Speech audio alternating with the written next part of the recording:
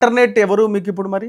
ఇప్పుడు కాంగ్రెస్‌కి alternative BRS మేమే ఉన్నామని వాళ్ళు చెప్తున్నారు, కొట్లాడుతున్నారు. ఇప్పుడు కేసీఆర్ కూడా నేను బయటకొచ్చినా అంటున్నాడు. ఎందుకు కంటోన్మెంట్లో గెలిచిర్రు కాబట్టి వాళ్ళు ఆల్టర్నేటా? హ్మ్. జూబ్లీ హిల్స్‌లో అంత పైసలు ఖర్చు పెట్టుకొని అన్ని చేసి ఓడిపోయినందుకు ఆల్టర్నేటా? హ్మ్. ఎందుకు ఆల్టర్నేట్ ఆళ్ళు? ఎందుకేయాలి టీఆర్ఎస్‌కి? మేము చాలా సంవత్సరాల నుంచి చెప్తూ వస్తూ ఉన్నాం. ఏమని?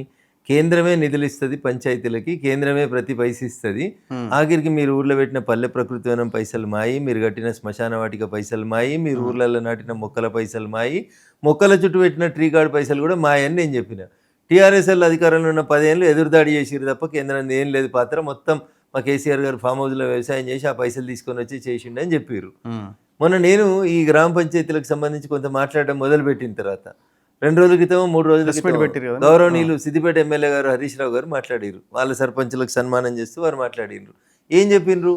185% నిధులు కేంద్ర ప్రభుత్వమే ఇస్తుంది, రేవంత్ రెడ్డితో సంబంధం లేదు, మంత్రులతో సంబంధం లేదని నేను చెప్తే రఘునందన్ రావుగా బీజేపీ లీడర్గా చెప్పినని మీరు అనుకోవచ్చు.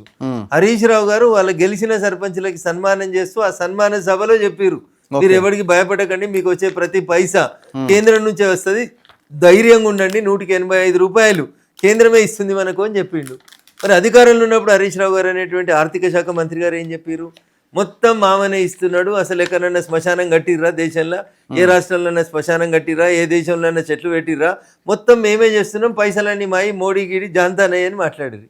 అప్పటికి ఇప్పటికి అధికారం పోయిన 2 ఏళ్ళకి రియలైజ్ అయ్యి మాట్లాడుతున్నారా లేరా టీఆర్ఎస్ వాళ్ళు? ఏం చేయాలి ఇప్పుడు? పంచాయతీ సర్పంచ్లకు ఇప్పుడు అర్థమవుతుంది, ఓటర్లకు కూడా ఇప్పుడు అర్థమవుతుంది. అరే మొత్తం పైసలు ఢిల్లీకి వెళ్ళి అవుతాయట కదా బిడ్డ, అసలు వాళ్ళనే వేసుకుంటే అయిపోతుంటుండే అని ఆలోచనకు వస్తున్నారు ఇప్పుడు. అందుకని మార్పు అనేది వస్తుంది, కొంచెం ఆలస్యం, కొంచెం స్లో. ఇప్పుడు కేసీఆర్ రంగంలోకి దిగుతున్నా నేను రేపటి నుంచి నేనే అని మొన్న ప్రెస్ మీట్ పెట్టిండు కదా. ఎన్ని రోజులు అయిందన్న పెట్టి? వారం రోజులు అవుతుందేమో. ఇంకెన్ని రోజులు వెయిట్ చేసి చూద్దాం. మరి మరొక మాట అన్నారు కదా, బాధ్యత గల ప్రతిపక్ష నాయకుడిగా మరొక మాట అన్నారు. బాధ్యతగా మనం కూడా ఎదురు చూద్దాం ఒక నెల రోజులు. అంటే భవిష్యత్తు కాంగ్రెస్ వర్సెస్ బీజేపీగా ఉంటుందని మీరు నమ్ముతున్నారా? లేకపోతే ఇంకేముంటుంది చెప్పండి. BRS, what about BRS?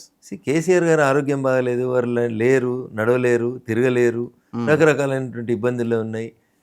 మీరు ఆలోచించాల్సింది రఘునందన్ మాటలు కాదు, ఆలోచించాల్సింది కవిత గారి మాటల గురించి ఆలోచించుర్రి, కవిత చెప్తున్నటువంటి నిత్య సత్యాల గురించి ఆలోచించుకుర్రి. ఏమవుతుంది కవిత ఏం వాళ్ళకి టీఆర్ఎస్కి ఏం ఇదైతే లేదనుకుంటున్నారా మీరు? ప్రజలలో ఏం జరగాలో జరుగుతుంది చర్చ.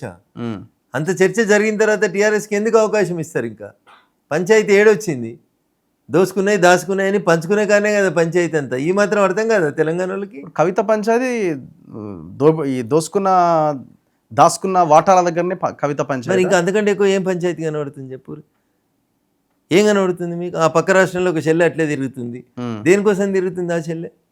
ఈ చెల్లె కూడా వాటి కోసమే తిరుగుతుంది. అధికారంలో వాట కావాలి, ఆస్తులలో వాట కావాలి. లెక్కలు తెలిసి ఉంటాయి కదా. నాకేం తెలియదు. ఇక్కడ కొంత కమ్యూనిటీ, నేను వాళ్ళ చార్టర్డ్ అకౌంటెంట్ని కాదు, అడ్వకేట్ని కాదు, చిన్న కమ్యూనిటీ కదా. పైసలు తెలవాలంటే, పైసల గురించి తెలవాలంటే అయితే చార్టర్డ్ అకౌంటెంట్లకు తెలుస్తాయి, లేకపోతే వకీళ్ళకి తెలుస్తాయి. జర్నలిస్టులు ప్రతిపక్షాల ఏం చేస్తారు చెప్పాలి కాబట్టి ఒక మాట అంటాం, దానికి ఏదో కౌంటర్ వస్తుంది. కమ్యూనిటీ దగ్గర ఫ్యామిలీ కాబట్టి, రిలేషన్ కాబట్టి చెప్తుంటారు కదా, పలానా దగ్గర 100 ఎకరాల నుంచి ఆ గొడవ నడుస్తుందనో. ఇంకో 100 అనేది తక్కువ, నువ్వు 100 గురించి మాట్లాడకు. వేలలో ఎకరాలలో ఉంటాయి, వాళ్ళకి ఆస్తులు చాలా సంపాదించుకున్నారు. నేను కాదు, ప్రపంచం అంతా తెలుసు, అందరికీ తెలుసు. ఇప్పుడు వాటాల కొట్లాట సెట్ అయితే కవిత సైలెంట్ అయిపోద్దా?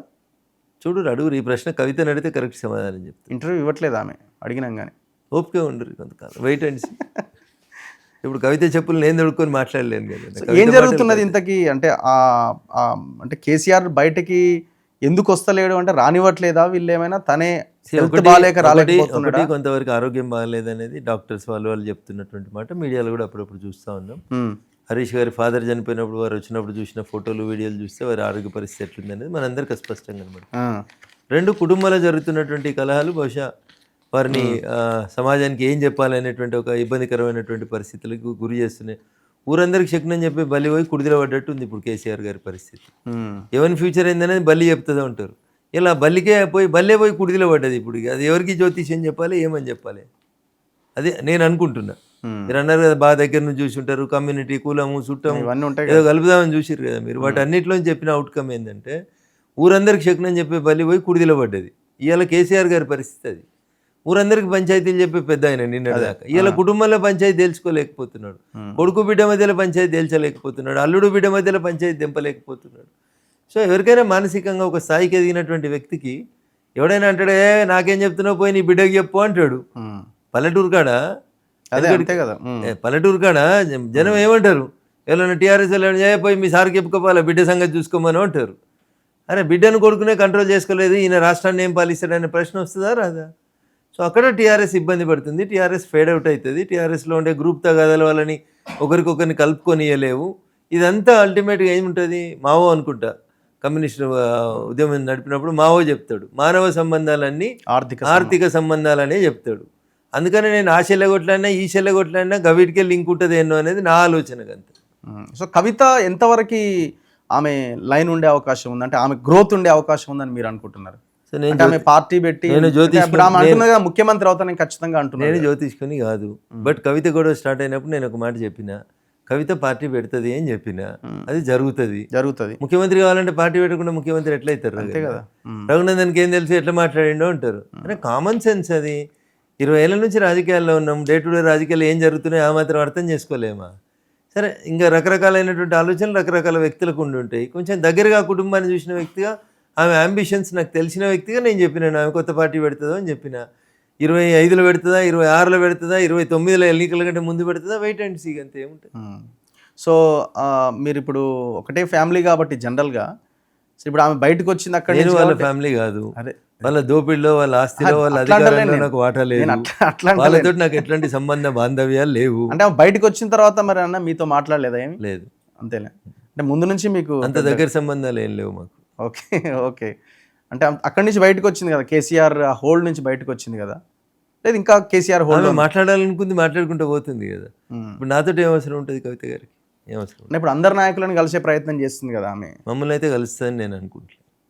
మేమే ఆమెను జైల్లో పెట్టినామని బాగా కోపం మీద ఉందని చాలా మంది చెప్తుంటారు. కాబట్టి మేము in the sense Bharatiya Janata party వాళ్ళు చేసిర్రు ఇదంతా అని ఆమెకి ఏదో కోపం ఉండి ఉంటుంది. కాబట్టి బహుశా అందరినీ కలుస్తుంది కావచ్చు, కానీ మమ్మల్ని కలవదనే మేము అనుకుంటున్నాం.